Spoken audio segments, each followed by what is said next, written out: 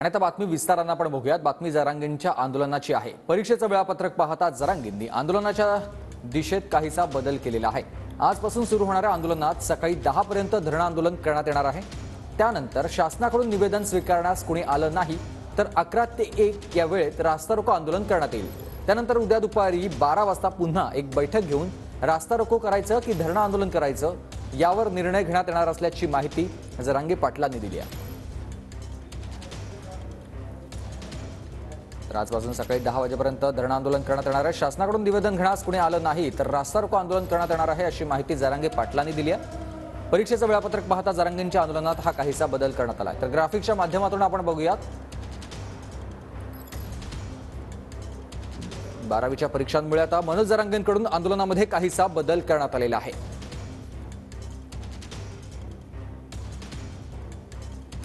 आज सकाळी बरोबर 10 वाजल्यापासून धरणं आंदोलन करण्यात येणार आहे आणि त्यानंतर शासनाकडून निवेदन स्वीकारण्यास कोणी आलं नाही तर 11 ते 1 या वेळेत दुपारी रास्ता रोको आंदोलन करण्यात येईल। तर उद्या दुपारी 12 वाजता अंतर्वलीत एक बैठकीचं आयोजन करण्यात आलंय आणि या बैठकीमध्ये आंदोलनाची पुढची दिशा ठरवली जाईल। त्याचबरोबर रास्ता रोको की धरणं आंदोलन करायचं हे आपण उद्या ठरवणार आहोत असं जरांगे पाटील म्हणाले।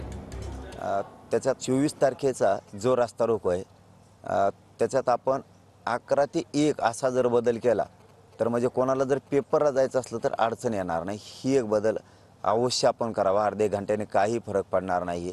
म्हणून आपण एक थोडासा बदल करूयात की 24 तारखेचा रास्ता रोको 11 ते 1 या वेळेत घ्यावा आणि 24 तारखेचा त्यानंतर 25 तारखेपासून म्हणजे 24ला संध्याकाळीच लगेच केलं तरी चालतंय। संध्याकाळी धरणे आंदोलनात रूपांतर करूयात। ग्रामपंचायत समोर किंवा आपल्या गावात मंदिरात असेल तिथं रास्ता रोकोचं रूपांतर धरणे आंदोलनात करू आपण। 24ला एकदा रास्ता रोको झाला की 25ला आपण पुन्हा एक अंतर्वलीत बैठक घेऊ।